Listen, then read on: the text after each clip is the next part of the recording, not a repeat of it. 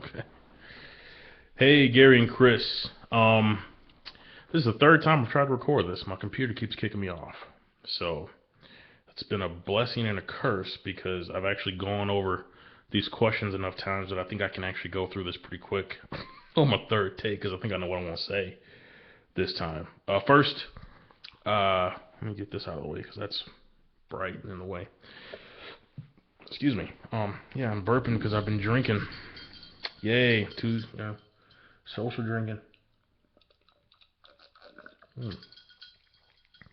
I was thinking about the irony of the title of this show, social drinking, when we all live in different cities and we're talking to ourselves and drinking alone. It should be like, I don't know, vicariously social drinking? No, that ain't right. I don't know what the right term is, but maybe isolated drinking? Anyway, drinking out of my Hard Rock glass. Got that in New York, Times Square. I'm drinking Bacardi Oak Heart. I know you guys usually drink moonshine or fucking toilet mud liquor or something, but I don't have that. I'm sorry. I should have, Gary asked me or gave me the permission to do this a long time ago. I think we started talking about it like something like maybe a year ago. Actually, like, hey, Oz, do you want to join in on this? And I either didn't have the time or I didn't have anything to talk about. A lot of times when I have something to say, I don't have the time to actually record it. And when I have time to record something, I draw a blank. And I don't want to waste anybody's time, so I didn't think to do it. But I asked just a little while ago. He said, yeah, go for it. So I'm here now. And if anybody's listening and you were waiting for Gary or Chris to hop up, like, what the fuck is this guy? My name's Oz, friend of Gary's from back in the day. Went to high school together, grew up in the same city. And, he gave me the opportunity to do this. And so I'm here, and I appreciate it. And the whole reason that I have something to talk about today is basically because, I have my podcast and I interview interesting people from the local Rockford area, the State Line area, and farther afield if I can find them. And recently I had a really interesting interview with two members of a local organization called FIST. FIST stands for Fight Imperialism Stand Together. They're a pro-socialist group, and they make it their task to spread awareness and dispel rumors of about socialism and promote socialist values, I guess, are the benefits of a socialist economic and political system. And we were having this very interesting conversation. We recorded for like 4.5 hours or something crazy like that. We recorded for like an hour and a half. And then I had a family emergency. We had to end the recording. I'm still editing it all together. And then they came back later. They were very awesome. They were gracious. They came back. We continued recording. Another 3 hours. It's a lot to go through. But so they're a pro-socialist organization. And I mean, these guys are socialist. Not fucking, Bernie Sanders socialist. No, he ain't no fucking socialist. No. They're not Sweden, Denmark socialists. No. They're like Cuba DPRK socialists. DPRK is I think the Democratic People's Republic of Korea. That's North Korea for everybody who doesn't know that. I didn't know that. And they're really pro-socialist. And so we had a long conversation about socialism. I don't think I asked all the questions that I could have asked or should have asked, because a lot of times I get in conversations and I just, things sort of float away, and you get caught up on one thread of thought, so you don't get to all the others. So hopefully I can have them back on sometime. We can have a fuller conversation. I thought it was great anyway as it went. And I'm just curious about Chris and Gary. I'm curious about your position on socialism. How you feel about it? And more specifically, how about this? Do you think that there is a more perfect form of government that we don't have currently? That's probably a better question. Right now, we live under, I guess, it's a democratic republic, right?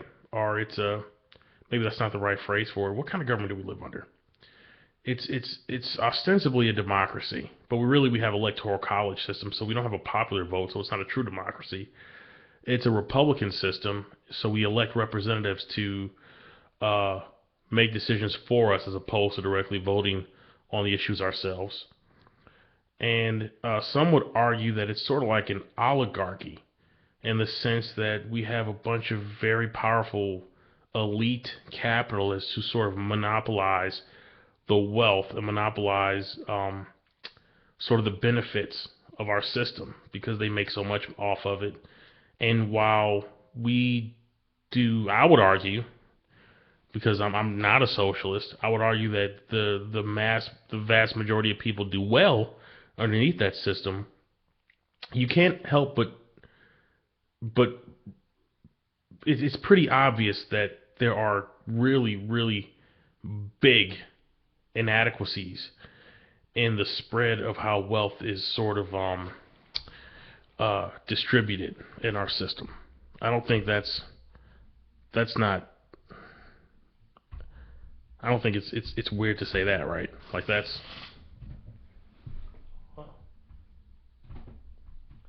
Hold on, everybody, having technical difficulties. Okay, we're still recording. Sorry, my computer's acting up again. I hope it's still recording. So I'm just curious about your position on that. Like, what do you think about it?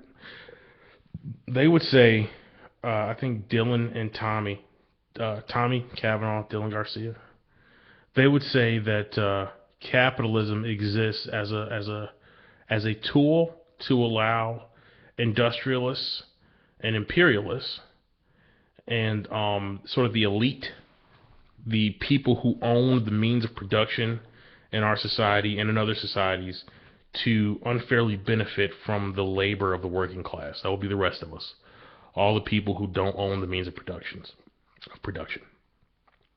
I think that's what they would say. That'd be their position, and they find it to be inherently unfair. And I don't necessarily know what a socialist system would look like. And so their example for the most model, or what they held up as the two most model examples of socialism as it should be used, or as it should be implemented, were Cuba and North Korea, which are two countries I don't want to live in, especially not North Korea. And yet they seem to think that that's a better way of doing things. I mean, I don't think they thought it was perfect. I don't think they hold those up as examples of perfection. I don't want to give the wrong impression about their position. But I think they do find that they agree in principle with the idea that the labor of the people should benefit the people. And that if you're going to have a workforce that is either by circumstance or by, I guess, I want to say inevitability, but just by, like, if you live in a society, society's got to run. Somebody's got to be the doctor. Somebody's got to be the garbage man. Or I shouldn't say somebody's got to be, but the garbage has got to go out. The heart's got to get transplanted. And so those things have to happen.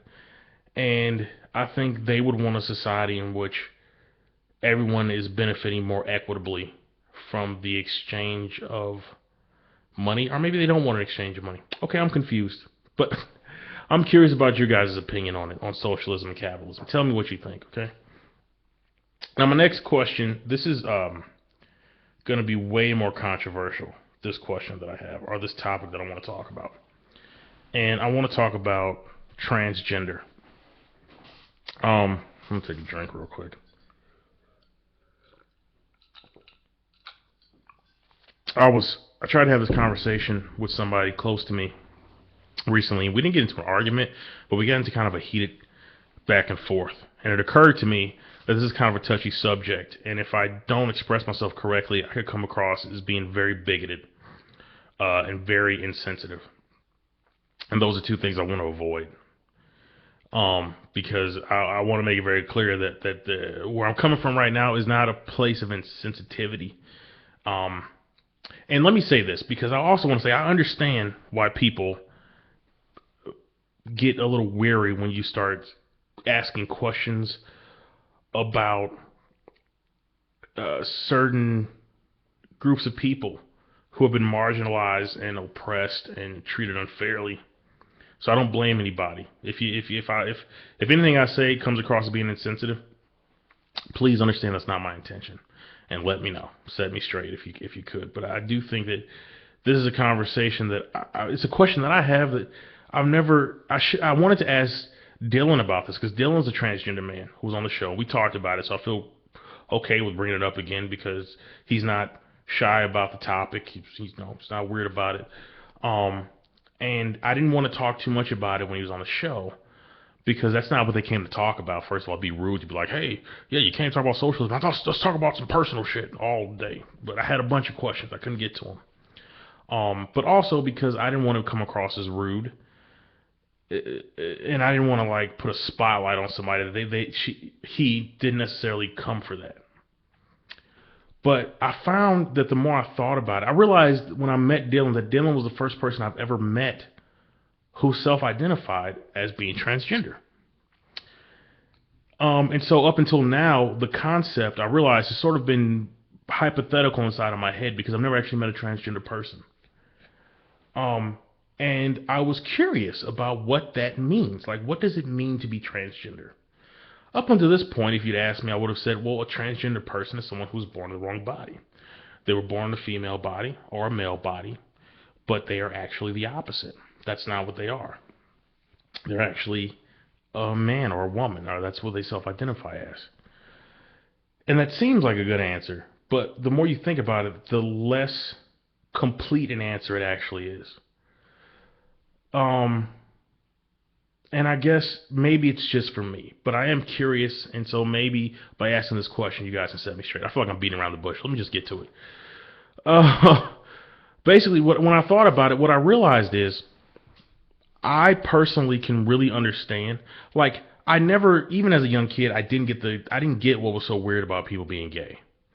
I heard a lot of homophobic statements when I was a kid where I grew up at. Like, it was really common for people to call people faggot or call people sissy or make fun of people by calling them gay. Like, it was super common. And I never got it because it never seemed weird to me that somebody was gay. It just never did. I never understood it, the weirdness about it. I know now that a lot of that is steeped in religion and just, social pressure and stuff like that. But I guess for me, coming up, I knew that I was interested in girls when I was very young. And I guess it was easy for me to understand, like, oh, how I feel about her, if I were gay, I would feel about a guy or guys. And I also know that, like, human sexuality is more complex than that. Like, some people are bisexual. Some people have more intricate sexual fantasies or sexual inclinations that are less black and white. And, some people like ball gags, some people like cock cages. It's whatever. And I get all that because I understand sexual attraction. And I understand what it means to be sexually attracted. And so when someone says, I am sexually attracted, A, B, C, D, fill in the blank, no confusion on my end, because I just like, oh, it's just a substitution game for sexual attraction. But that's not what transgender is. And that's why it's confusing to me. And again, I want to make this very clear. I'm not the type of person who says, like, I don't necessarily get a thing, and therefore I think those people should be persecuted or marginalized. It's nothing like that. And I'll also say that it's not that I don't believe that transgender is a thing.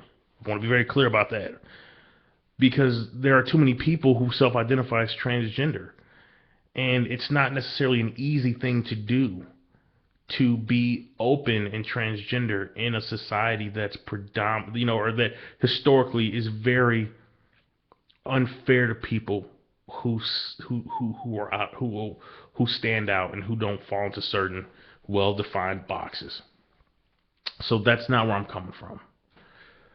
What I think, though, is that for some reason I have a very hard time just in my own, like, trying to understand what it means to self-identify as somebody of an opposite gender. And I guess it's because of the way that I self-identify as male. Like, part of the way that I self-identify has a lot to do with my genitalia. to be perfectly frank, and also to do probably with my sexual drive, like what I'm attracted to. But again, I can like I don't have trouble understanding and sort of putting myself in the position of what it means to be homosexual, because like I said, it doesn't seem weird to me that it's just like a switching up of a particular sexual attraction. But it occurred to me that like I'm trying to understand the position of what it means internally to self-identify as another gender. I can definitely understand if you say I feel weird in my own skin. I don't feel like a girl, woman, man, boy, whatever. But I think it's almost too simplistic to then say, so then the default then, if I don't necessarily feel like X, is therefore I feel like Y. And only because I would wonder what reference you have for that self-identification, having not been born and experiencing, at least physically, that experience. Do you see what I'm saying? Like if you were born with a female body, how then do you know that you actually identify as a male? It seems very clear to me to say like I definitely don't feel right. I don't feel like this is the right body for me. But then what body type? I mean, it seems so binary to be an either or thing. It seems like it should be more complex than that. And maybe it is. And maybe our language is so limiting that people feel like they have to choose. Or maybe because we have such defined gender roles that when someone doesn't feel expressly true to themselves as a certain gender, they necessarily feel like they must slip into the skin of the other. And maybe that's not the thing. I don't know. I do know that if someone says they want to be identified or they self-identify a certain way, I feel like it's my job to respect that. But I am curious, and I'd be lying, and I'd be being very untrue if I pretended like that's not a question that I have. And I'm just curious. I'm gonna send this link to Dylan and Tom. I'm not sure if I mentioned that before. I've done this video so many times. But I don't want to feel like I'm talking behind your back, you guys' back, and I'm curious about your opinion too. And I'm also curious about your opinion, Gary and Chris. So this is the video for me, and that's all I got. Oh yeah, one more thing. Mara Samsara, that's your Google Plus account. Does that mean the Death Wanderer or the wandering god of death? I was listening to a lecture on Buddhism today, and I found out that Mara is a god of death in Hindu culture, and Samsara means the wanderer. It's the notion that's like the name they actually give to the idea of reincarnation, the idea that your being yourself is sort of wandering from one life to the next. That's interesting. That's a very dark name, man. I don't know. I don't know what I think about you now. Just kidding. Alright guys, thank you so much for giving me this opportunity, and I look forward to hearing your response. Thanks. Bye.